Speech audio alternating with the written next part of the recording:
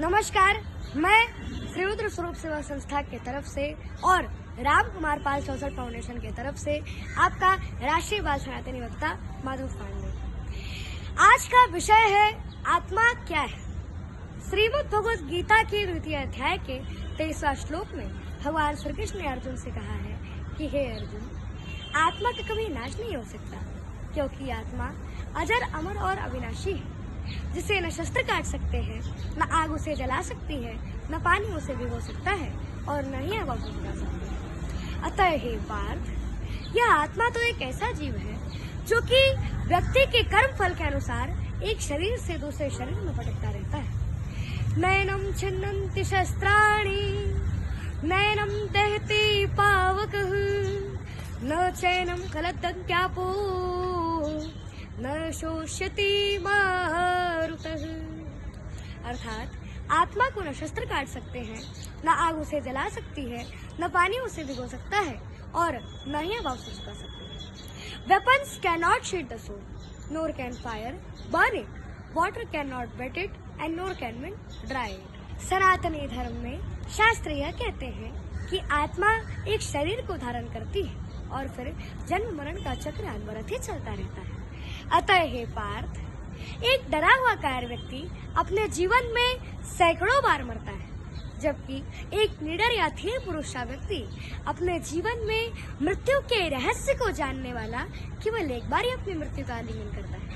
जैसे कि भूतपूर्व प्रधानमंत्री श्री अटल बिहारी वाजपेयी जी ने अपनी काव्य संग्रह मेरी 51 कविताओं में यह स्पष्ट रूप से लिखा है कि हे ईश्वर, मुझे इतनी शक्ति देना कि मैं अंतिम दस्तक पर मैं स्वयं उठकर कपाट खोलूं और अपने मृत्यु का आलिंगन करूं योग योगेश्वर भगवान श्री कृष्ण ने गीता का ज्ञान देते हुए मृत्यु को परिधान परिवर्तन की संज्ञा दी है। जैसे कि हम प्रतिदिन स्नान करके नए वस्त्र पहनकर प्रसन्न होते हैं, वैसे ही इस जीवात्मा के पूर्व कर्मों के आधार पर मिलने वाले नए शरीर व साधन की प्राप्ति के लिए हमें शोक नहीं करना चाहिए, अपितु नए साधन की प्राप्ति के लिए हमें प्रसन्न होना चाहिए। भगवान श्री कृष्ण ने मृत्यु से ऊपर उठने की प्रेरणा दी है।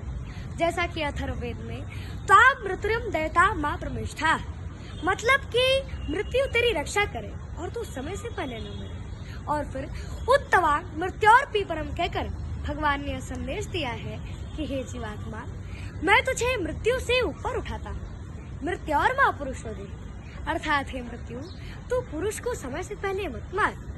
गीता में भगवान श्री कृष्ण ने अर्जुन से कहा है कि हे पार्थ, देहधारी के इस मनुष्य के शरीर में जैसे बालपन, जवानी और वृद्धावस्था की प्राप्ति होती है, वैसे ही देहांतर की भी प्राप्ति होती है। अतः हे पार्थ, फिर पुरुष इसमें कभी मोहित नहीं होता। देहिनोऽस्मिन् यथा देहे कौमारं यवनं जरा, तथा देहांतर प्राप्त धीरस्तत्र न मोयति। देह का अर्थ है यह शरीर और देही का अर्थ है जो शरीर के भीतर रहता है, यानी आत्मा। यह सबसे पहले समझाया गया है कि देहिना अस्मिन् देहे, इस शरीर में जो शरीर का निवासी है वह आत्मा है, और यही आध्यात्मिक ज्ञान की शुरुआत है। देहा means this body and Dehi means who within the body. That is the first of all explained. Dehina asmin Dehi. In this body, there is a resident of the body, that is soul, and that is the beginning of spiritual knowledge. फिर भगवान श्री कृष्ण अर्जुन से कहते हैं कि हे पार्थ, वाशांश जीर्णा नियथा विहाय नवाणि गृह्णाति निरूपणानि तथा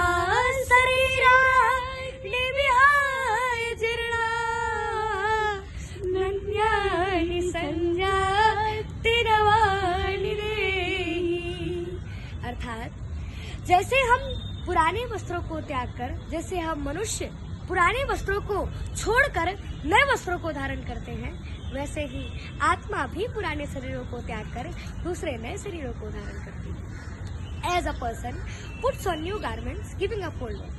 Similarly, the soul accepts new material bodies, giving up old useless ones. न जायते म्रियते वा कदा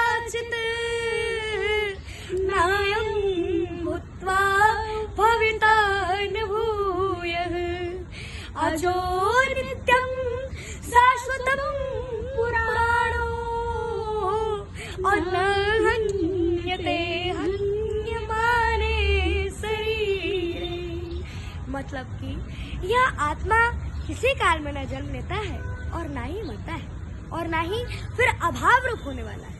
मतलब कि आत्मा एक अजन्मा, नित्य, शाश्वत और पुरातन है। मतलब कि शरीर के नाश होने पर भी इसका नाश नहीं होता। Never is it born and never does it die, nor is it that having come to exist, it will again cease to be.